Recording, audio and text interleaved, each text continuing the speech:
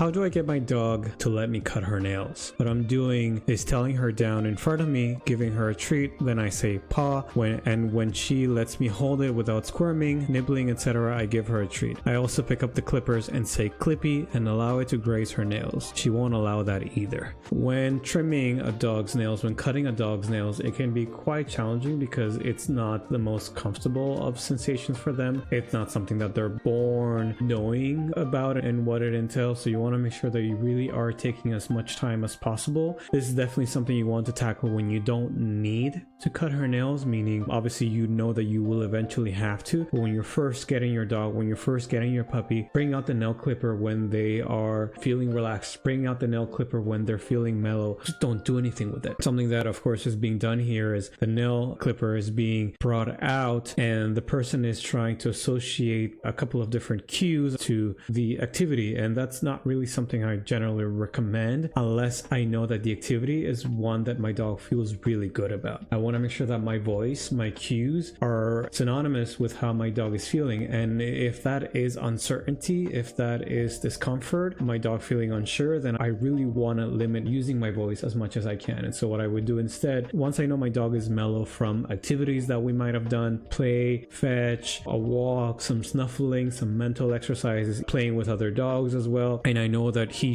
is coming home quite tired, I'll bring out the nail trimmer, I'll bring out the nail clipper and just put it there. Just put it on the floor, put it somewhat a few feet away for your dog to then on her own accord, on his own accord, show you, hey, I'm curious about this that you brought out. And you just with that alone let them know that you like it by providing a treat and saying yes. That on its own will let your puppy know, your dog know, if I approach this item, if I make contact, if I interact with this item, something good happens, and there's also nothing bad that happens, meaning we're not trying to cut your dog's nails just yet. We're just trying to create that association between your pup or your dog feeling mellow, relaxed, at ease, and curious and good with the tool that you just brought out. We're not yet ready to cut and trim nails, and more than anything, we want to make sure that if we're not yet ready, we're not also associating your voice just quite yet. So I would start with just placing the clipper or the nail trimmer close to your dog, let them do all the thinking, let them problem solve. This is why I suggest to not say anything. Let them figure out that this is something that they just need to be curious about, respond in a rather comfortable way, and once they do, something good happens, and potentially even you have the clipper go away. That's why I recommend that you do this not when you have to trim their nails, but in between, so that you get a lot of practice time without the expectation, without the pressure of having to clip those nails there and then. And the next day or the next few hours, you bring it out again. Maybe this time you bring out the clipper for a little bit longer, a little bit closer. Your pup shows you that he's okay interacting with it,